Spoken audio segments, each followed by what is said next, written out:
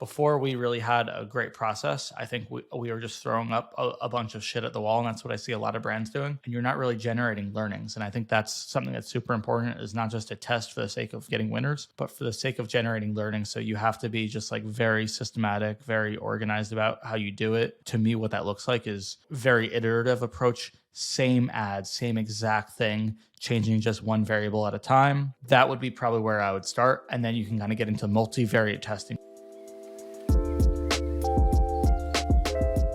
You were going to talk about some creative testing. We were going to talk about post-purchase and kind of thinking about post-purchase flows, cross-selling, upselling, all the things that we talk about very often on the inside.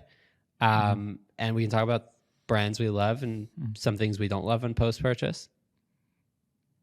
Let's do it. Which one you want to talk about first? I think the folks like when you kick it off. That's what I've been told. All right. Speaking of, I got a different sparkling water than normal today. I think it's a Target one that my wife got from Instacart. Have you tried this one? Good and Gather. I think it's a Target one. I'm not gonna lie. I mess with Good and Gather seltzer big really? time. You know? First of all, the can, like the matte, Target has done a much better job than any other. I think you're drinking a caffeinated one, but the non-caffeinated is kind of like a matte can. They mess with design. I think Moise was talking about it on one of the podcasts with how they Nick, do like private label better. Yeah, they focus on design, but they have like a strawberry mango that absolutely slaps. Underratedly good seltzer. I'll have to try that one. Yeah. We didn't get this one caffeinated on purpose. Just kind of didn't realize it, but I'll have to try it. Shout out to Target. Love some seltzer. We had one in the office recently. I don't know if you tried it, but a few people said it was like the best they had. I forgot the name of it. Sound. Yeah. Was that it? Sparkling tea. Was that good? Yeah, I mean, you keep forgetting I'm a beverage boy. I know. So, was that from you? Was that from No, I think somebody else in the office got it. We had Sanzo a little while back too. I thought that the sound. Yeah, was it like the green tea? One of the flavors we had was really, really good. I'm a seltzer boy until my dentist recently told me that I'm messing up all my enamel, but you only live once. I think that's what I'm doing too. I know I guess start drinking with the straw. I also don't feel nearly as hydrated when I drink it, but I know that's not what people came to listen to us talk about seltzers. If people want, we'll do a blind seltzer tasting as our next episode. Just hit us up on Twitter. Let us know if you want us to do a seltzer tasting. We'd totally be down. So it's been a hard year for e-commerce brands. And one thing that we've all been focusing on a lot more, certainly us at Jones Road have been focused on a lot, is retention, specifically owned audiences. What are you doing to provide the best possible customer experience and getting as much value and revenue as you can out of your existing customer cohorts? And an amazing way to do that is with an owned app using Tapcart. I truly believe, a few years ago when everyone was starting, SMS programs for this, I really didn't think that brands needed to, have an SMS program. And, I kind of feel the same about apps. At first, I wasn't really sure. I thought a website was fine. But honestly, since learning about Tapcart and seeing how great it is, I've actually become a believer. And I really believe that for most brands, having an app as a part of their retention tech stack for owned audiences is such a great idea. So what I want to do is just show you guys a little bit of the inside of Tapcart, kind of just show you what it looks like, preview the app for you, and just kind of walk you through how easy it is to use it. It's super cool. Before I got started with Tapcart, I thought that I really didn't know much about an app, but I figured it would take a ton of time, be super expensive to develop, thought you needed your own developers. But it's actually super simple. Tapcart set up this app for us in about a week. They do all of the design. They pretty much make it just so easy. So all you have to do, if you can plug and play and drag and drop, just like a landing page builder, you can get an app going for your store pretty instantly, in a matter of weeks at the very most, sometimes within a week. So I just want to kind of show you guys the app. I mean, look at it. It looks just like our website. It's pretty awesome. You can have, your nav, you have your logo in here, you have a cart. You can, again, look how easy it is just to edit the content. You can just, change your images, change where it goes to, change the section. They've just got a bunch of these sections that you can kind of just put in there, especially if you want to do something. An app is a great time, to offer a great place to offer promos, exclusive things to your existing customers. You can put in here, look how easy this is just to drag and drop, right? Like I said, if I can do it, anyone can. Just drag and drop, edit the content, remove it. You can change your font. But yeah, it's a great time. It's a great place to offer promos. So you can definitely kind of make use of some of this existing content. Just kind of drag and drop some of these blocks in when you want. You can have videos in here, so it's great for content, exclusive content for your customers. Again, it looks just like our website. They were able to match it pretty perfectly.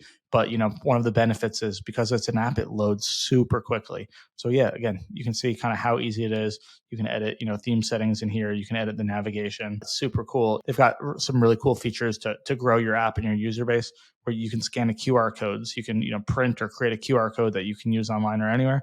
Direct people to your app if you want to, direct people to your app to get a discount from your Facebook group, whatever it is. So this is a super cool one that I've seen a lot of brands use really well. You can get a ton of data. Another thing I love is push notifications. So again, we're all trying to reach customers where, ads are expensive, CPMs are up, it's getting harder to track. So we're all trying to reach places, and email is great, SMS is great, but there's a cost to it. The cool thing about a push notification is there's no additional cost to send a push notification. So just like you're going to set up, I'll show you exactly how to do it. Just like you're going to set up a text, you can set up a push notification just as easily. But with a text, there's a cost every time you send it out. And if your brand's growing, that can definitely add up.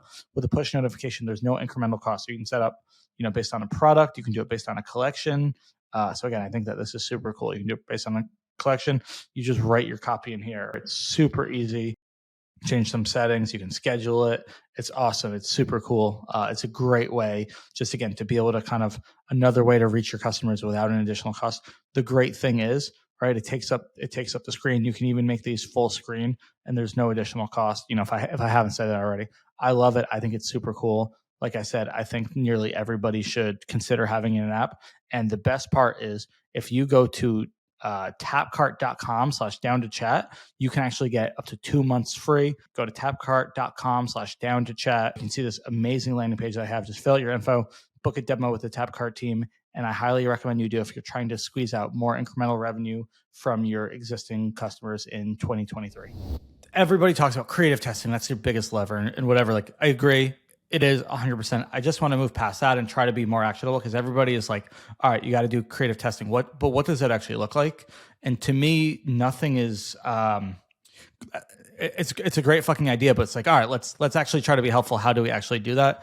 And so a lot of what I focus on and what we try to focus on is building the operations. And I'm not like an ops guy. I'm more of an idea guy. It's not my strength, but I just recognize the importance of how important it is to build the operational processes. Is that even a word and I think a phrase of how to do it, right? So I just kind of want to walk through that, talk about sourcing creative, talk about testing creative, talk about creative production, all that kind of stuff. I am going to write a newsletter this weekend about it. So I just kind of got some feedback that people wanted that. So this is kind of just for me to kind of flesh it out of my head, see the feedback, and go from there. Do you know, Cody, that people come to Down to Chat for the practical and tactical? I don't know. I thought they wanted to listen to us talk about seltzer. I'm telling you, it's a practical and tactical. Let's get into it. Practical and tactical. All right, let's get into it. All right, so first, how much creative do you need? I don't know. A lot of people will throw numbers out there. You need 10% of your budget. You need this percent. You need, I really don't know how much creative you need. What's more important? So much of this it depends, right, guys? What's more important? Quality creative or quantity creative? Like, all this shit is important. I mean, I will say you need a mix of both. You probably need quantity because you don't know what quality is. And a lot of times when you think quality, what quality is, it doesn't really perform. And you'll just get this fucking like janky looking UGC shot sideways on an iPhone that just gobbles up spend and is just your best performer by far. So like, you really wouldn't know that if you were only testing a few things. And I think anybody who thinks that they're, so good that they know that what's going to work is kind of full of themselves, and you're just robbing yourself of opportunities. So quantity is absolutely important, but you just can't sacrifice that you can't sacrifice, quality for quantity, right? You need a lot of swings at bat, and you want to make those swings at bat as good as possible. One of the most important things is also to be able to, test that very, very often, so I prefer to test. We'll talk about kind of like the cycles that we do it, but also you have to test. It's just like a call out from getting very systematically, very strategically. Before we really had a great process, I think we were just throwing up a bunch of shit at the wall, and that's what I see a lot of brands doing. And you're not really generating learnings. And I think that's something that's super important, is not just a test for the sake of getting winners, but for the sake of generating learning. So you have to be just like very systematic, very organized about how you do it. To me, what that looks like is very iterative approach, same ads, same exact thing, changing just one variable at a time. That would be probably where I would start. And then you can kind of get into multivariate testing. If you're doing multivariate testing, right, you have to make sure that you're testing the same variables you were doing like at A1, B1. So for example, we'll test hooks, right? One of the first places for people to start is testing hooks, because that's what most people are going to see. It's also one of the most important things, not the most important thing, but definitely one of the most important things. And we'll test visual hooks and audio hooks. So we'll do like an A and V. So we'll do an A1 with a V1, right? So audio one with visual one, A1 with a V2, audio one with the V2, and then we'll do V2 A1, right? So just trying to hit all those potential combinations where we are changing more than one variable in those ads, but we're only changing one at a time in comparison to other things. So first step, if you're not in there and you don't have the bandwidth, because that's more ads. And also you don't need to test as many ads if you don't have as big of a budget. If you're spending $1,000 a day, you probably need 5 ads a week, right? Like I'm kind of making up some of these numbers, but if you're spending, $60K a day, you probably need, 60 ads a week, 30 ads a week, whatever it is. So how many variables of each ad you do is obviously going to completely change. But, if you're just starting, test the same ad with 3 different hooks. Keep everything else the same, but just those hooks. That's the most important. Don't test your end card, because the least amount of people are going to see that. But really testing systematically. So here's the beginning, right? First question is, how do we know what to run? If this is a brand new account, if this is a brand new company, that's a little harder. You got to figure out what types of creative works, what doesn't. You have so many different concepts. So I break it into concepts and angles. Concepts is, what is a style of video? Is this a UGC video? Is it a UGC unboxing? Is this a UGC testimonial? Is this a studio unboxing, a studio testimonial? Is this a flat lay? Is this a carousel? Like, those are all the different just types of ad units. And then your angle is like, what are we saying in that? Is this a I'm obsessed angle? If this is I've been looking for this product my whole life, or if this is I struggled with this, whatever your angle is, like, that's what you're saying. And you can kind of mix and match your angle and concept. So for us, I think what'll happen is, when you're first launching, either if you're first starting an account, you're a smaller business, or you're not finding that much success, I think you need to test different concepts and angles, because you really don't know. You have no idea if an unboxing is going to work. You don't know if static or video is going to work.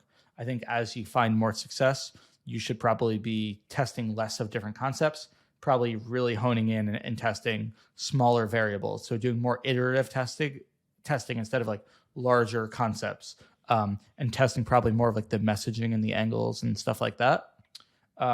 But probably what can happen, as I think this probably happens to us, is then you get in a rut. You're like, okay, here's our top performer from the last quarter. It was this studio mashup with product and education and social proof. We just got to do more variations of that. And maybe there's just a completely different concept that you need to test. So I think you got to just find the balance. But I think if you don't have good performance, or you're starting out, test a bunch of different concepts, test a bunch of angles. Once you get something that's work, kind of try to really hone in on that, and just very much more iterative to keep going. How do you figure out what you're saying in your ads, right? That's, your creative strategy. Again, I'm assuming you've got some data. You want to see what people are actually saying. So I would just kind of compile data from pretty much everywhere. I mean, this is where probably, Eli, you can definitely help and jump in, but I think looking at reviews is one of the most important things. You can export it, put it on word cloud, but I think you should read a bunch. This is what I learned from Sharma and Hooks going through the process with them, is they'll actually tally things up. So every time they see somebody says Miracle Balm is oily, boom, that's one. And then you'll be able to figure out what's the most common thing. Gorgeous, you can kind of get in there and start looking at some tickets. I look at comments on ads, kind of similar thing. I think TikTok is an amazing place, organic as well. What else do you think? Anything you want to add? Yeah, I mean, I think that any NPS scores, like we have That's a good tens of thousands. Who do we use if people are wondering, like, what is it? Just super quickly, who do we use? What is NPS?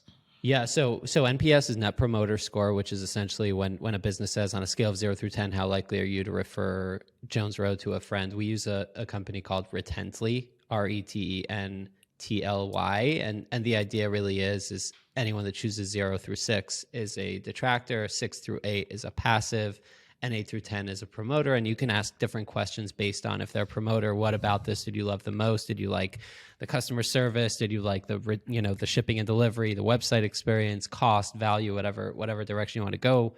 But you can search keywords. So if you're seeing a keyword is consistently coming up in TikTok saying like this model looks X, or they look tacky, or it looks oily, and you can kind of go through NPS. How do I know my shade? Or exactly. Oh, you wouldn't see that in NPS. That would be more of a comment. Yeah. But yeah. But you can go ahead and search that and retently, both for qualitative and quantitative. So you'll see like, hey, I'm seeing X, like you said, like Hooks does, where they see like, A, this is, I've seen this 10,000 times. B, qualitative, looking at like, hey, this seems to be a problem that's coming up in multiple different ways. Let me think of, and our growth team does do that. They go through NPS and yeah. I guess I turned notifications off and muted the channel, but I remember when I had it on for like we import our Retently every time one comes in to a Slack channel. And yes, that's annoying if you're a larger brand, but it really is so valuable because it's just you don't have to take time out of your day to go and do it. You just see them when they come in, and you see one here and there, and so it's just kind of like as a constant reminder of like, and really helps you kind of stay close to the customer. Yeah, and I mean, this is, we'll get to this later in the episode talking about post-purchase, but a lot of brands kind of optimize their entire journey, both on the acquisition side and on the retention side, by focusing on here's what works, here's what people love about it, or the other extreme, like this is what people absolutely hate about and don't understand. There's a ton of white space in middle, right? Like there's this massive, massive piece of reasons that people might like it, might hate it, but things that need to be spoken about. Definitely. Absolutely. I totally agree with that. And I think you're probably trying to kind of figure out a little bit of both. Like obviously there's a lot of things that are product based that, you can't do much about if we're trying to make better ads. It's like, you can educate, and a lot of them probably comes post-purchase. A lot of it comes pre that we'll talk about. But I do think obviously you want to see what people are loving about it. You want to see what type of problems it's fixing for people, both in, actual problems, like this is helping me lose weight, but also this is helping me feel more confident. And you really want to, for me, all marketing should probably be this way, but definitely paid ads are not about what are we saying that's going to make our brand sound the coolest and sound the most on brand. Obviously, everything has to be a representation of your brand values, but it's more what are our customers saying about us, and what are the words that they're using? Are they using this word, or are they using this word? If that makes sense, and really trying to put your copy in those words. So that's where I would start. Tally it up, do a word cloud. I not to hop on the bandwagon, but I have seen some cool stuff that people are playing around with AI, and kind of being able to, consolidate data sets and kind of look at, all right, what's the combination of all of our NPS scores and our reviews, and what are the most common themes? Like I can kind of automate some of this stuff, which I think will be cool coming out in the future. Yeah. I mean, it's super cool. Do you want to talk about, I think it was yesterday or today or 2 days ago, this whole week feels like a mush, where like we saw kind of one angle that somebody ran, and we're like, oh, this is a cool one that we can potentially run in ads. Something with like, this was a one, I was able to like swap out my whole X or something. Are you talking the one from Slack today, or you're talking about like the influencer who posted?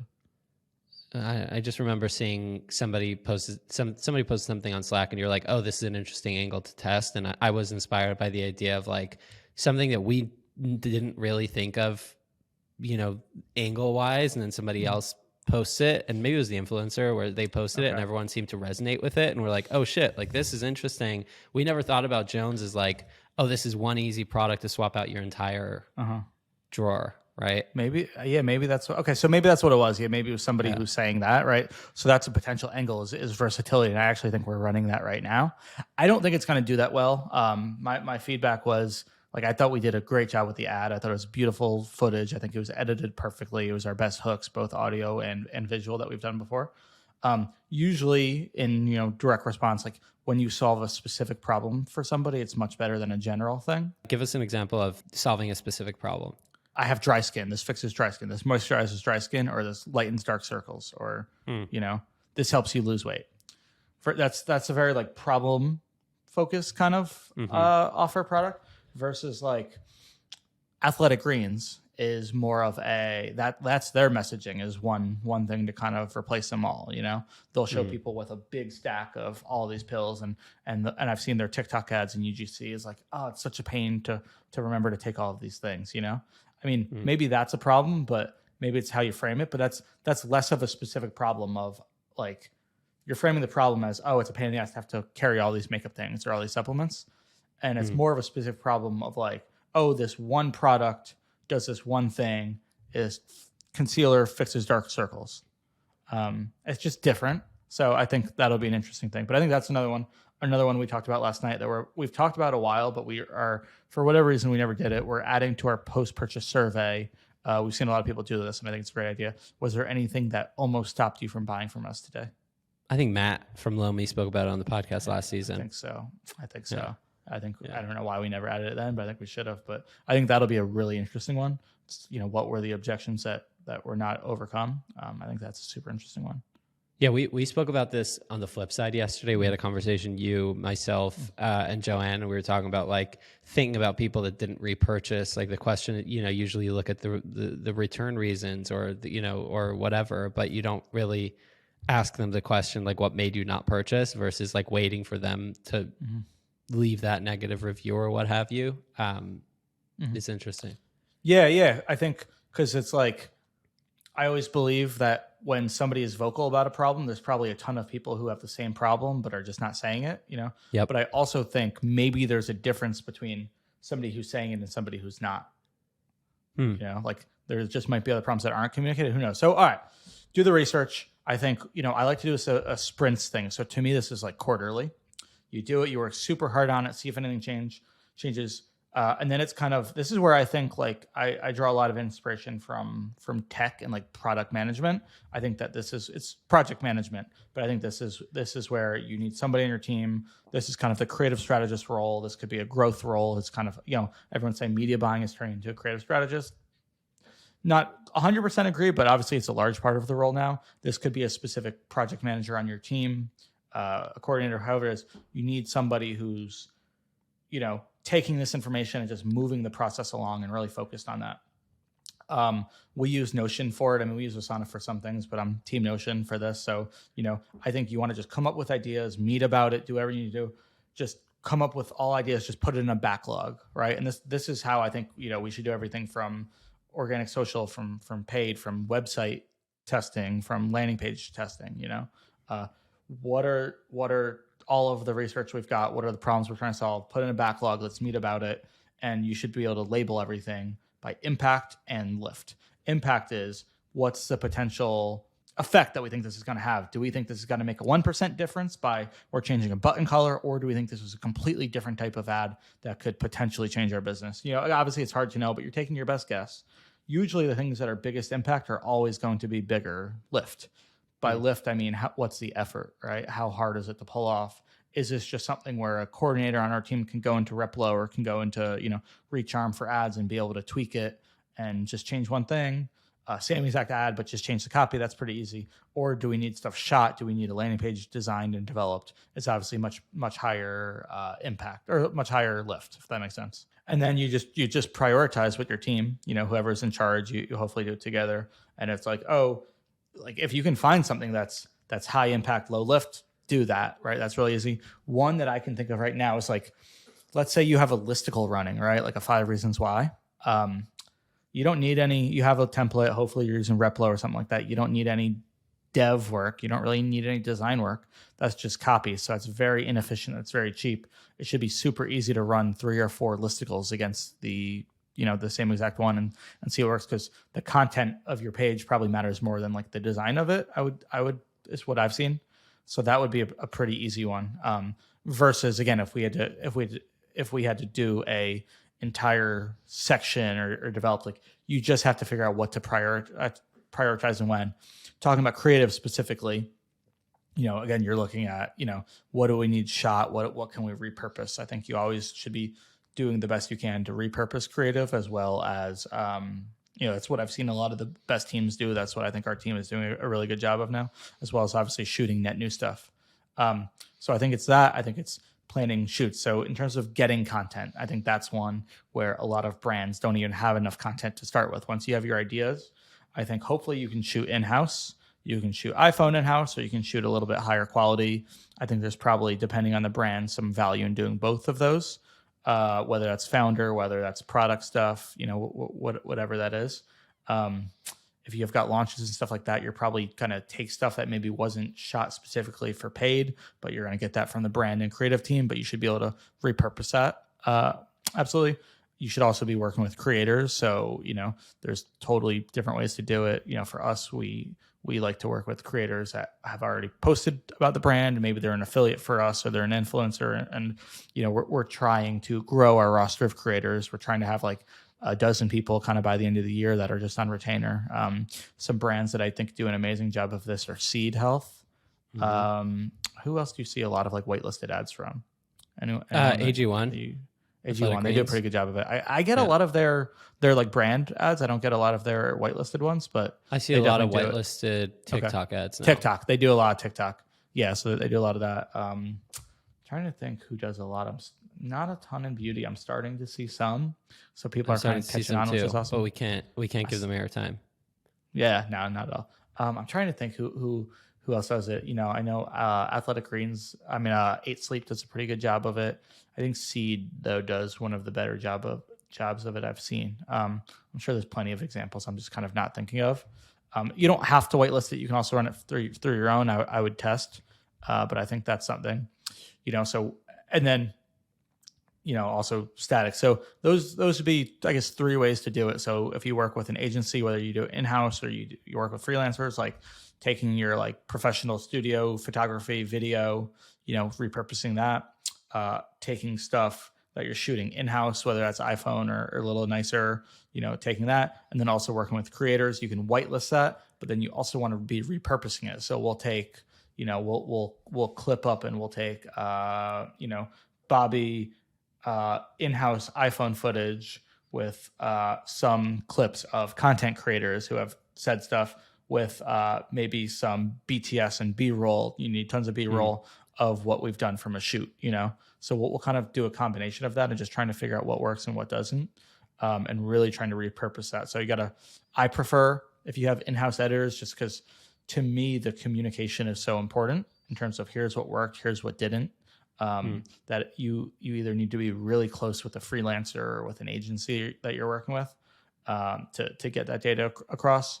But if not, I think the more of this that you can do in-house, the better. Down to Chat is brought to you by Peel. I know Black Friday this year has been nuts, and I wanted to take 2 minutes to walk you through some of the things that we look at in Peel to understand how we did retention-wise as well as obviously acquisition-wise. This is being shared on video if you're on Spotify or YouTube. If not, you can take a look there, but I'll also try to make it as audio-friendly as I can. So first things first, we are always looking at distribution by order number to understand like what percentage of these customers that came in over Black Friday are first time versus second time versus third time or fourth, etc. So in our case, you can see 55% of the customers were new customers, which is obviously amazing, but also it's interesting to see that there are folks that have ordered 6, 7, 8, 9 times that are still coming back. On Black Friday. The next thing we look at is returning customers by cohort to get a better understanding of, are there spikes that we're looking at in terms of, the second month, third month, fourth month. What you can see here is January, February, March customers had a spike in April, May, which is when we launched our foundation, but also again around Black Friday, which is obviously amazing to see that we're kind of re-engaging these folks. Another fun dashboard we look at is year over year. So having a better understanding, not just on the gross sales and orders, but also on AOV, products sold, et cetera, and discounting if applicable. The last interesting thing I love, we've spoken about audiences in the past, but this is especially interesting because we can see first-time customers that came in Black Friday to get a better understanding of obviously their AOV, their LTV and all that fun stuff, but we can also export this audience into Klaviyo to send them unique messaging, or Attentive to send them a text, or hell, even turn them into a direct mailer audience of customers, which is great. The last thing, which I don't have on this loom, is looking at gifting. So we can kind of take a group of customers and segment the folks that have different shipping and billing, and then assume that they are sending gifts and maybe message them differently, which is fun, and a different way to slice and dice, which is the name of the game. One last thing for listeners of Down to Chat, if you want to give Peel a shot, you can go to peelinsights.com/more/down to chat for 20% off the first 3 months. So again, 20% off for the first 3 months. Go to peelinsights.com/more/down to chat. Basically, question: if you had $50, $100, you were super, super low budget, you have an iPhone, what's the easiest way to kind of get kicked off, start testing, figure out what works, what doesn't work? I guess it's like, my question is like, tools. What tools would you, well, maybe more than $50, but like what tools would you use? Small budget. Okay. Yeah. Great question. One of the best ways to come up with ideas, I can kind of give an example, organic TikTok. Gary Vee talks about this a lot. Whether you like him or not, I think he's great. I think he's got a lot of great ideas, a lot of not so great ones, but definitely really trying to, I think he calls it brandformance, but like really trying to see what messages are resonating. Like I know Sharma does it the other way. Like he'll figure out a lot of like organic messaging by running the different messaging, paid, different landing pages, different stuff, and then he'll like rebuild an entire client's website based on the messaging that they're getting from different landing pages. But I like to go like TikTok first. It's just like one way to do it. Just do stuff organically. There's not that much of a difference between a TikTok ad or TikTok post and a good ad. You need a good hook for both of them. You probably need good pacing. You need a good story. That's important in all of them. And just see if something pops off. So if you have any kind of TikTok presence, especially if you have more time than money, that's what I would definitely do. You're looking at comments, but you're really trying to see what's getting going in the algorithm and getting reach. And you film it on your iPhone. Yeah, exactly. Super simple. You need a light or two, or shoot it in good lighting. How does somebody edit? How does somebody edit without a ton of editing experience? Are there like apps that anyone that's starting today? TikTok app. That's a pretty good one. You can do a lot of TikTok creators do it on their phone. They also have a desktop app that's pretty good. Cool. I think most professional people are using Adobe Premiere Pro. And then what we're trying to do is we're trying to just churn out as much as we can. So anything we can do to make that easier. So we're using this thing called Recharm. It's essentially this tool. I know Magic's been using it as well, where you can upload your clips. So you have to upload your B-roll, and you have to like classify it. So you can say, like, oh, this is an unboxing clip, or this is a B-roll makeup application, or this is a testimonial clip. And you kind of categorize it. And then you can go in there and you can make ads. And you can be like, you can either randomize it, or you can be like, all right, I want to start this ad. I need a Miracle Balm unboxing as a hook. I'm going to clip that, put that in there, and then I'm going to add in, a Miracle Balm product and then a Miracle Balm testimonial. And like, you can kind of test and play around with a different order, but that's a good way, especially like if you're not, an editor or not technically proficient. That's another good way that we're testing. That's starting to work really well. I might mess around in Recharm. It's fun. It's actually really, I like playing around with it. It's a lot of fun when I have time. Yeah, those are the main ways. So like if I give you an example of what that actually process looked like for us on a larger budget, we posted some organic TikTok stuff. Just was not something I really expected to take off, but it did. It went viral. So we ran that when we were spending a lot more on TikTok ads. We ran that as a Spark TikTok ad. Did well. I'm like, all right, let me take that same exact footage. Let me just put it on Facebook as is. That's a great thing to do. A lot of that footage work, especially now that Reels are a bigger component of Instagram and Facebook. That worked well. We're like, all right, this is working. How do we repurpose that? We know the message works. We know the story works. We know the angle works. But like people, this thing has fatigue. So we shot it studio style. We kind of rewrote and tested different parts of it. So we did production of it. And this original video was probably January of last year. And it's a variation of this video studio style that we've shot with partners that we work with and edited in-house. Is our top ad currently, was our top ad in December, was our top ad in September. So it's like, if that flywheel can really work, or that pipeline of TikTok organic to TikTok and Instagram, kind of like UGC iPhone paid to like studio, if that makes sense. It's genius. It's genius. It's also interesting because people think that fatigue moves so quickly, but I think that people don't quite understand that if you're thinking about the broader strategy and not a very, very exact ad, you can repurpose it in different ways, which is what I'm learning now. Yeah. That's definitely the goal. It's just how can you repurpose? I think the hard part is like we're getting to a point where now it's like, all right, we know what works, but like we've got to either figure out how to do that in a different shell so it looks different. Do you do it in a different setting? Do you change up the hook and like the story of the hook? Like we've changed up the hook a ton with like different visuals, but like do you the latter half of the video different but the first half the same? I think that's important. But Yeah, you just got to find, what is your combination. You need a combination of net new stuff that you're shooting from in-house. You need a combination of creator stuff, and then your iterations and your mashups and stuff like that. I think the best teams I've seen, they do a combination of both, but they're really doing a lot of the mashing up and using the existing creative and testing just very strategically. So what that looks like is, you're doing your backlog of ideas, you shoot it, you get all the stuff back, and then you start editing stuff, and you hopefully are structuring these tests where you start with a hypothesis. Hey, that last time, that ad did really well, but our thumb stop was a little bit lower, right? Or our hold rate was a little bit lower. So I'm going to take that same thing, that same hook, but I'm going to change up this in the video. And hopefully you're like, here's our hypothesis. How important is it to have somebody speaking within the first 5 seconds of the video to get the hold rate up? Or is it better to show product? So same exact hook, same exact, seconds, 10 on, but that 0 to 5, you're changing just that one variable. And so hopefully you're learning from that and you're structuring it very systematically. The part that I struggle with, would love to hear if anybody has a good solution, is you get those learnings, but most people, we do it in Notion. Most people are doing it in Excel or somewhere. It's like, it just gets stuck as you do this testing and it's like there. And like, we get so busy. So like, you don't see it. So you might test something like, I don't remember what we learned in July. You know what I mean? And I think it would be so great to have a place, whether it's a deck or a Figma or wherever it was, where you just have kind of your learnings summarized in a deck where you can always just look back on and be like, here's what we learned this month. Here's what we didn't. But I think you got to run your media the way we like to do is we like to launch 25, 30 ads a week. Hopefully every Monday we let them run for a week. We either scale them if they're doing great. You kill them if they're shit. You kill them and iterate on them if they're doing okay. You find it. And then I think you got to meet about it. So you got to either meet every week, every other week, every month about it. Just about, hey, here's what we found.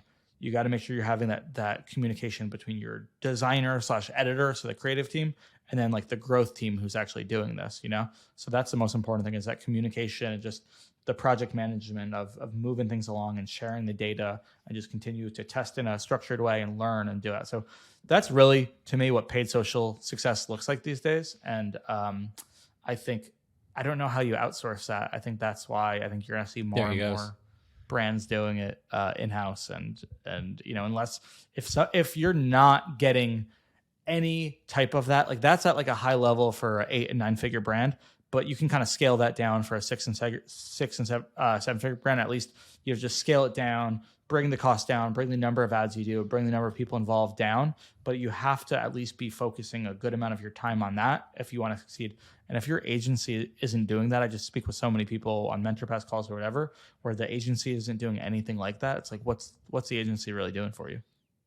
Yeah. I mean, I think I think people think that it's impossible to run ads at this level without having an insane budget. So I hope that we shed some light on how to do it without spending $1 zillion a month. But also I think brands probably don't create enough net new. You see some ads that are running forever. I mean, obviously there's a chance, I'm no growth guy, there's a chance that ad is still crushing from 8 months ago. But I think that there's probably a middle ground. Yeah, I think the best brands are doing a combination of both. Any questions before we go on to some retention? No, I think that's it. All right, cool. Hope that helps someone out there. All right, so let you do more of the talking. So just to kind of frame it, and maybe I'll ask you a few questions. What's going on with our post-purchase flow, and just kind of some general thoughts about, what you're currently thinking about the role of post-purchase emails in a customer journey? Yeah, I think we're in a very unique case because we have, we're 2 years in. The business has grown like a weed. We have a really strong repeat purchase rate. We have a really strong satisfaction rate, but we've also haven't done much on post-purchase. So we've built a fantastic, I mean, when I say we, it's Joanne, who we've had in season 1, is the brains behind so much of this. And we've created an insane email and SMS operation. But one of the flows that we haven't fully built out is post-purchase. And Cody and I have spoken about this since probably before I started at Jones, like when we connected before, when I was still at Olipop, we were talking about the role of education and the role of post-purchase and thinking about this, like, you know, let's set the stage a little bit over here. There are two kind of camps of thought here. Most brands / agencies are very focused on a customer purchased January 1st. They get the product January 7th, January 8th. They have a upsell in their mailbox. Sometimes it's even before that. Sometimes it's like the order gets processed 10 seconds later. It's like, hey, do you want to add this to your order? We've kind of spoken about this probably 13 times on this podcast of like our thoughts and opinions there. But cross-selling and upselling is kind of the name of the game. If you buy it's very aggressive. Yeah. If you buy an email course, offers discounts. Yeah. If you ever bought an email course on one of those, like $6.99 for the next 10 people, or like $5.97, 24 hours of email help, that's what they'll tell you, right? Like, here's within the first 10 days, upsell, cross-sell, etc. I've been in this very, very alternate universe where I'm like, how do we make sure that people are educated about the product, understand what they bought, make sure they get the most value out of it, so when we tell them, hey, like, are you ready to repurchase, they actually have gotten value out of their first product. And we've kind of been meeting in the middle on this. I think it's one of those things. It's like the brand versus performance debate, or the retention versus acquisition. Everyone's like, you know, everyone is almost like religious about them, and it's like it's retention, it's not acquisition, or it's performance, it's not brand. It's like, you know, if we zoom out a second, and it's like, they actually go hand in hand. And like, you know what I mean? Like, the better you are at retention, the easier acquisition is. You know, the stronger your brand is, the easier performance marketing can become, but also the more impactful it actually can become, you know? The better you are at acquisition, the easier it is to retain, right? It's a full 360. Not always. So that one is maybe where it isn't, because like a lot of people they're very aggressive on acquisition, and that makes it harder. But theoretically, they should help each other. Yeah. A strong retention program gives you the margins to be able to spend more on acquisition. You know, you can't retain customers that you haven't acquired. But I think this is one where it's like, you're really focused on providing a great customer experience to hopefully make people buy. Most people are focused on making people buy. And it's like, why can't you do both? You know, why can't you add value? This is kind of like the brand versus performance marketing thing. Mm-hmm. You know, most people are like, oh, brand is adding value, it's telling stories and whatever. And performance marketing is like offers. And it's like, why can't you make offers, or at least convince people to buy while also making them feel good about it? I think that's kind of what your goal is and look is on it, right? Yeah. I mean, that's essentially what we've been talking about over the last couple of weeks and months, is that, you know, if we can provide a bunch of education, storytelling, brand values, all the fun stuff, while also thinking about is there an ideal customer journey? What is the ideal customer journey, if there is one? If we are, how many different customer journeys are there?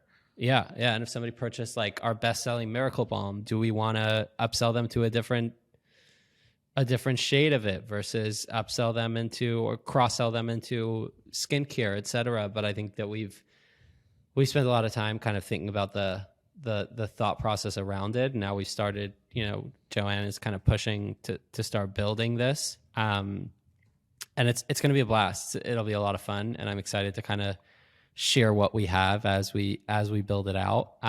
But that's the goal. The goal is to kind of find this middle ground on educating, on making sure that people, kind of the way I think about it is, mission number one is regret minimization, right? It's like somebody just spent $35 on something. They have no idea if they'll like it or not. They bought this because of Bobby Brown telling them to on an ad. And it's like, how do we make sure that these people have the best possible chance of liking it? Mission number one is regret minimization. Mission number two is explaining how to get the value out of that. So it's explaining again, like, you bought this because it'll do X, Y, and Z, almost reselling the product before they receive it. And B, here's how to use it. Here are the do's, here are the don'ts, so that when people get it, you know, like one of our complaints are it's too sticky. And it's like, a lot of these customers haven't seen this video of Bobby that says, like, break the seal, and this is how you know, and when we share that, customers are like, wait, holy shit, this is fantastic. So I think it's like a combination of regret minimization, education, and then we enter this, like, what are the products that work well with this, or where should you go from here?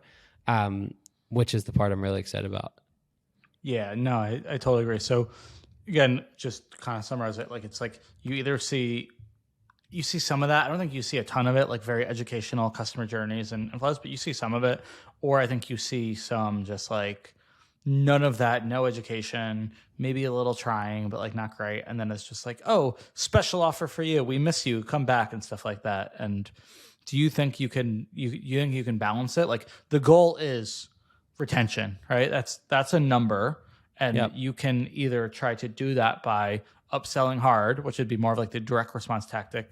But do you think you can kind of balance it and get those numbers up and get people to buy again with the value add approach? And if so, how would you do that? I think so. I think the difference between the direct response and I get not the difference. The middle ground here is this almost like soft selling, right? It's like it's making sure you understand the value, making sure you're getting, and it's everything from educating about how to use the product, but also like maybe it's a plain text email that's just checking in. It's been a week since you got the product. Do you have any questions before? Here's how the product you got works really well with the other one. So if you bought a Miracle Balm and you told us, this is my current idea. Yeah. If you bought a Miracle Balm and you told us you're interested in, or you have dry skin, right? Here's how here's how to use Miracle Balm if you have dry skin, and you're not just using Miracle Balm, but it's like, oh, use it with this, this, and this. And you just happen to have a call to action link in there. So that's what I guess we'd call like a soft upsell, right? Mm-hmm. It's not crazy intense. It's not heavily driven by an offer. And maybe there is a universe where we do gift with purchase for somebody that's like, on the way to churn, or maybe we discover that anyone that purchases 4 times and hits X, maybe that's what it is. Like somebody that hits X in LTV or X in AOV, like that's the golden space. And maybe we kind of gift with purchase to get there. But I think the vision really is if we want to hit these numbers, right? It's like we want to make sure that the way we hit these numbers is people have a strong enough reason to repurchase. I think the biggest reason not to repurchase is having a product doesn't work for you, right? So obviously in every, if you have 1,000 people. Bad experience, which would be product that didn't work for you and a bad experience with the brand. 100%. And that's kind of like the biggest detriment. So the other thought there, and not to be bouncing around a lot here, but the other thought is like, if somebody has, if somebody purchases Miracle Balm, there's, let's say, 1-3% chance they don't like it. But if somebody purchases 4 products, right, if we get them in a kit, in a startup kit or a 101 or whatever, there's less of a chance of them not to have one product that they love. So it's like thinking about that pre-purchase, like can we drive people to, and that's like increasing AOV and all that stuff. But like if we can get people to purchase more than one product on their first order, and that's like an increase in the free shipping threshold, all that stuff is like if we can get more people to purchase not just one product. I'm no math guy, but there's probably a higher chance of them sticking around. And then there's the long-term kind of vision there. If we can educate and then upsell, which is, again, it's not like a 6-month process. It's just instead of 4 days, we're thinking 12, right? It's not this crazy shift. 4 days, you're thinking 12. Yeah. Yeah. And I think, and it's part of it is, I think, is looking at the data, and a lot of people look at the data and they're like, oh, this is when people are most likely to buy, or this is what people are most likely to buy again. Let's go buy 3, get 20% off, right? And it's more of like, hey, this is when people are most likely going to buy. So let's give them education before it, and like we'll still try to time it, but you can still time it properly without having to say like I think this is one, like I think people erode margins and they don't really think about it and they don't do the math because there's not a variable cost to doing this type of marketing, but they just look at what's having a higher conversion rate or which email test is having more revenue, but they're not actually looking at like what the margin differences are. But of course, if you do an abandoned cart or a post-purchase or a win back and you're going no discount versus discount, like the discount's usually going to win from a revenue perspective. But obviously you've got to take all of the factors into account. And I think we are trying it. Like you said, we might do a gift with purchase, but I think we're really trying to do the best that we can of not, getting people to come back on a discount. Maybe gift with purchase. Hopefully we're doing that as late as possible. But I think, for us, it's like the more products you can get in somebody's hand, the better, right? I think it's like once somebody bought a certain amount of them, they're much more likely to buy again versus if they've gotten one. It's like, I don't know if I love that one. Yeah, I mean, I think that's spot on. The piece about like understanding what the ideal time, meaning like if somebody buys in the first 18 days, right, like, or 21 days, they're more likely to repurchase. So brands optimize, like, let me spam them with 35 upsells in the first 19 days versus taking the first 7 or 8 or 9 to potentially educate and making sure not to upsell them before they even got their package, or not to upsell them if somebody's purchasing from a brand they've never touched before, right? It's like you're buying a product it's new, it doesn't exist. Like, this is a category creator. This Miracle Balm, you've never bought it. You have no idea if you're going to like it. You get the product. Before you even got the product, you have 6 emails telling you to try something else. Once you get the product and you like it, I don't know if those upsell emails are even going to get opened because you've already spammed them 9 times. So it's like being thoughtful around messaging. No, I think if you're a category creator, I think that's a really good point, is that'll change. You know, if you're just buying a supplement that's kind of the same as everybody else, and you're buying like a Goalie apple cider vinegar gum, like there's not that much education like that you can really do there, right? You can probably get somebody to buy a different SKU before it arrives, right? Exactly, or buy more of that. Yeah, but if you're buying, but it's like, you don't need to educate them on how to use it. You just take a gummy out of your mouth and you eat it, right? But if you are doing something like athletic greens, I would say it's not the only greens powder, but it's a little bit more unique about when to take it and stuff like that. Or if it's a Lomi, or if it's a supply razor, just products that are very different than the traditional. And to have success with them, you need to know how to use them. You kind of have to have like a SaaS like onboarding experience where like Superhuman gets on a call with everybody to make sure that they actually know how to use it, because they know, yes, it's a little bit more expensive, but the cohorts that go through the call are much more likely to stay and retain, you know? And I think that's the thing, is like, what do our customers have in common, our best customers and not? And it's like, what one theme that we've seen is like, and it's dumb obvious, but it's like people that don't use it correctly, they fucking hate it. The other theme that we see is people that follow us on social have a higher likelihood of enjoying our products. And the reason why is because they've seen Bobby use it 1,000 times, right? That's kind of the same thing. Like, they know how to use it because they've seen that being used 10 times, versus the people that just came in on an ad, never opened an email. Like, I've seen this on the CX side. Like, I cannot tell you how many emails we get. And I shared one with Cody this morning of like somebody that reached out saying like, this is awful. And then we replied saying like, here's how to use it. Within an hour, they were like, oh my God, I feel bad about my review. This is wonderful. And it's like, we just told them how to use it, right? So it's like, and we do a ton of education. But again, I think the other thing you need to realize is that, say you're a brand that you put a card in the box, you send the email, you send the text. At best, your email open rates are 50 something percent. At best, your SMS is 50, 60, 70%. At best, 60, 70% of people look at that card and go to the link. You're leaving a ton of room for people that don't know how to use There's it. So much, you're totally right. There's so much cognitive dissonance, and every marketer thinks if they just put a message out there, their job is done. It's like, you just need to, I don't know the right way. Not spam people. Like, you need to be very persistent with having the same message pre-purchase, on the PDP, on the landing page, post-purchase email, in the card, hopefully having it on social. Like, you need to have it in as many places as possible, because there's so many times where it feels like you've said it over and over, and customers don't know. I remember I bought a Comateer for the first time, and I know that I didn't know how to use it at first, and I even remember getting emails about it, and I remember getting a card and thing, and I still got the product. I'm like, what the fuck do I do? Like, I have no idea like what I'm supposed to do with this. And I'm sure I saw ads of somebody using it. I'm sure the emails mentioned it, but like, you know, people skim. They don't really take, you know, full notice of that. So I think that's the really hard part. Who are some brands that you think do a good job and you would look at as inspiration or examples of what to do? I don't want to. I have a better idea. Not to do. Yeah. I have a better idea. What not to do? You're gonna call people out? Yeah. I was gonna say, I wasn't gonna say brands, but I was gonna say some weird shit. Not even on the welcome flow, but on like abandoned cart, some weird shit that I've seen. And then you can talk about the brand that you mentioned pre-recording that you love, because I have the same feelings towards them. But some weird shit I've seen lately in the last few weeks. I've seen abandoned cart flows that are so insanely aggressive, but also, I don't know if this is new or PayPal's just having a good time recently. I've seen like, I abandoned the cart and then I'll get an email from PayPal saying that. Like, right? I think that's new. That's weird. Yeah, I've got it. It's a few months ago, but it's weird. Like you have $5 off on X, and it's like, it's not even from the brand. So the brand sends like 3 really desperate emails saying like, buy it, buy it, buy it, your cart's expiring. But again, like on all of these, and it's back to our education piece, I've not seen a single piece of education. It's just this hard selling. Your cart's expiring from a brand I love the other day. I was so It's sad awful, to see it. right? You hate to see it. You love a brand, and then you're like, I don't know who's doing this email. But I mean, like abandoned cart, I've gotten abandoned cart that was like, there are some abandoned carts that are very direct response, right? It's like, this will help you lose weight, right? And it's like, okay, at least they're delivering on this premise. It's like, you want to lose weight, you're probably feeling a moment of inspiration, you just had a donut, you don't feel great. Like they're trying to hit you where it hurts.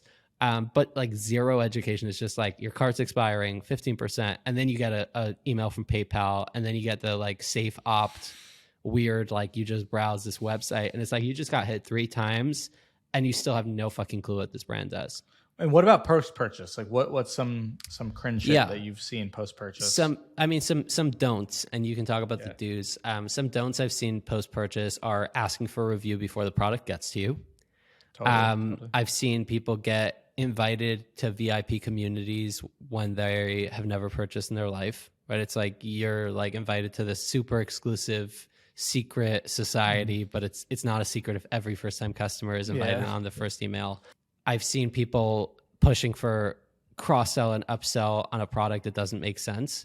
For example, I've seen I purchased an ear freshener, but it was like with 10 different scents, and they were already upselling, and I'm like, it would take me 6 months to use that. Like that just doesn't even make sense. Doesn't make sense for like, that's a good point. Is whatever every brand's post-purchase is going to look different, even your upsells and whatnot, because you really have to take into account the product life cycle. We had this at Olipop where it's one soda and in multiple flavors, but it has to be refrigerated. You can't drink more than a couple of cans a day. So it's like, how much can you upsell? Right? Yeah. But also the timing of it is, don't hit me after 2 days, hit me after a month. Yeah, or 12. Or even like start thinking about gifting, and start thinking about like, not every product has to be like, and perfect examples for this is like beds, bikes, cross net volleyballs. Like there are certain things you're not going to buy 4 of them, but you might decide to gift it to a friend, right? So I think just being strategic about that is like, not every upsell has to be, you bought this, now buy that. It could be more creative. Yeah, I think also if you have a very big, product assortment, being really thoughtful about what you're upselling to people matters. Again, I think like clothing, I'll see it a lot of times, especially a lot of these like bigger legacy brands. It's like, I bought something in men's shoes. Like I don't need to see like women's something. You know what I mean? Use your data that you have, use your kind of, frequently bought together market basket analysis stuff and your customer journeys to see like, where is the next best place to take this person. And then if you can look at it, hopefully segmented by if they liked it or if they didn't. But I think it's like, it's going to feel less spammy, even if you're making an offer and if you're upselling, if it's at least relevant to the person. But it's going to be just more spammy and annoying. Yeah. That's a good don't. Is like brands, if you're collecting user data, if you're using a quiz like Octane, and then you're selling, like if somebody's like, hey, this is my shade, this is what my skin is like, and then you sell them something entirely out of category, that's just lazy. I totally agree. Unless there's some data or they've indicated that they want something like that. I do think there's times to try to get them into that category. Yeah, I read this thing about Target. Like they do a great but creepy job of using first party data, and like they would right, everyone like talks about personalization. They would send catalogs to people that they thought were pregnant based on the first party data that they had. Not people that said they were pregnant, but based on what people have purchased and stuff like that. Or what they searched for. I think some like predictive stuff like, people that, bought, I don't even remember what it was, but it was not even like a pregnancy related thing. But like there was just like enough of a correlation that if you bought, let's just say like laundry detergent, I'm making it up, it wasn't that, then like 6 months later, like you're probably pregnant. And so I remember this one, like it was like a girl who still lived at home or something, and her dad went into Target, and this was like how her dad found out that she was pregnant. It was like some like article I read a while ago, and he was like fuming mad about it, So what they do now is like, that's creepy to be like, oh, how does Target know I'm pregnant? I never told them. they'll send a catalog and they'll still have pregnancy related items in it, but it'll be like every 1 in 5 they'll have like a lawnmower in there or something like that in like their catalog. So I think that's also just a don't, is like, if you are collecting data, obviously respect people's privacy, use the data correctly, but also like don't make it creepy. Don't say because you bought Cody, this, you might like don't this. be creepy. Don't be creepy. Yeah. So that would be an example. Can you do do's? Yeah. I mean, I think we talked about a bunch of do's, but obviously it'd be the inverse. I think people should add or the value. brand that you love. Yeah. So people should add value. People should, if it is relevant for your brand, educate. Try to do, like Eli said, some regret minimalization, so some social proof. You're not selling, but you also are. Like, if somebody buys for the first time, don't assume that they're going to be a loyal customer and like your product such it. Like, you have to sell them on the vision of the product and making sure that they use it. So making sure they have a good experience with using it. But you're not trying to like sell them to buy again, but you're still selling them on the product. I think that's what you need to do in post purchase, whether that's education, whether that's social proof, whether that is. I love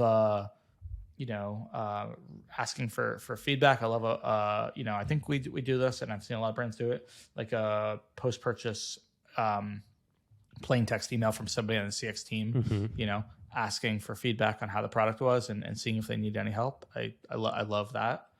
Brands. I mean, there aren't that many brands I can think of, and I'm like, oh, like this was an unbelievable customer journey. The one I can think of recently was Bobby. It's the formula brand. So we just switched from another one because my daughter was having some stomach stuff, and it was amazing. So I did the starter pack, right? It was like a two starter pack, and they use, I don't know if they're using Wondermint. We use Wondermint, but I got some let me pull up the email that I have here. I got some, shipping notification, or it's been delivered.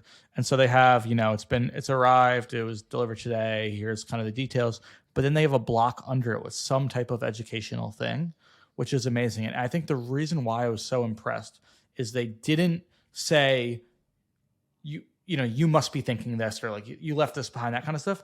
But they clearly did a great job doing research of what are the most important questions and objections and hesitations and concerns of somebody who just switched into an alternative formula, a completely different type of formula, So I think I was blown away, because I was wondering, how do you switch? Do you switch completely out once on a formula, or do you go gradually over time? And I remember like at the bottom of that, your order is out for delivery or your order is shipped, there was a little section of footer that had a little bit of information, it had a video in it.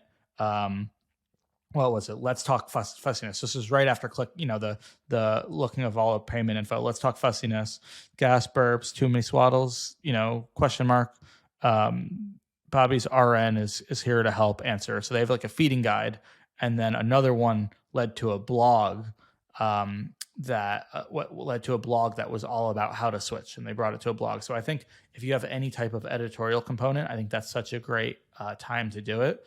And again, I think you can use content to sell, through education. So for me, that just made a huge difference. It made as a marketer, I was super, super impressed because it was done in a value add way where it made me develop a stronger connection with the brand, but also just as a customer, like it made us have a better experience with the products. It ensured we used it correctly, built some trust with the brand, and I'm much more likely to stay on now. And then now I'm getting, right? So I didn't subscribe. I bought like a sampler pack. I bought 2 of them. Now I'm getting timely, relevant messaging to sign up for the subscription without aggressive offers, which I think totally makes sense. And it's not too much. Relevant. I feel like it's enough. I don't think if they send me 5 more of them, I'm not more likely to buy. I'm going to buy it, by the way, not because it's a better offer. I'm not doing this because of price. I'm sure that there are a lot of brands. They just happen to be a brand where it's not the cheapest around, but if it's what your kid needs, it helps. But also, product is really important. If my daughter doesn't have a good experience with it, or if I don't know enough to give her a good experience, we're not going to buy it again. So that's what they focus on instead of just buy. Yeah, I mean, I love everything they do. Their head of CX is fantastic as well, and I think we can end on this really interesting note that if you Google hospital formula, you realize that there's this whole story around like how Similac is giving people, they give you in the hospital, and babies are very, very finicky. So unless your baby's sensitive, they get used to that. And if a baby has a formula like 3, 4, 5 times, it gets somewhat difficult to switch, which is why that was part of our concern. Yeah. Also, so we figured we were on Similac sensitive, and our daughter started throwing up like every day. And I think we figured, I don't know, we started with seltzer, and now we're talking about formula to end the episode. We're just starting and ending on a big note. Yeah. but so I think we figured like, oh, like this is Similac sensitive. It's what the doctor gave us. Like it must be good, you know? And it makes sense because they fucking seeded it to the hospital. That's like the biggest, talk about influencer marketing. Like that's like the biggest influencer of a parent's decision. There's a lot to read around Similac getting into hospitals and giving people, giving babies their formula. I mean, like, I don't think hospitals are paying much money for it. I think What's the hospital that you can get in for your brand? Seriously. Your mega influencer. It's no joke. Okay. Well, it's been fun. Okay. This is fun. This was a fun episode. This was we spoke about, all things creative ops. Getting kicked off at a low budget, getting kicked off at a big budget, Target seltzer, post-purchase, Target seltzer, formula. I think we do that we should do one acquisition thing and one retention thing. Just like I like that it for episodes. I like it. I think it keeps the people going. I think they like it. And I'll put the mic a little closer to the mouth. Yeah. I mean, we're on episode, I think this is 10. So we have 2 more. We'll probably do an interview or 2. Just to kind of end off the season on a high. Yeah. See you next week. All right. 2 weeks. That was fun. See you in a few weeks.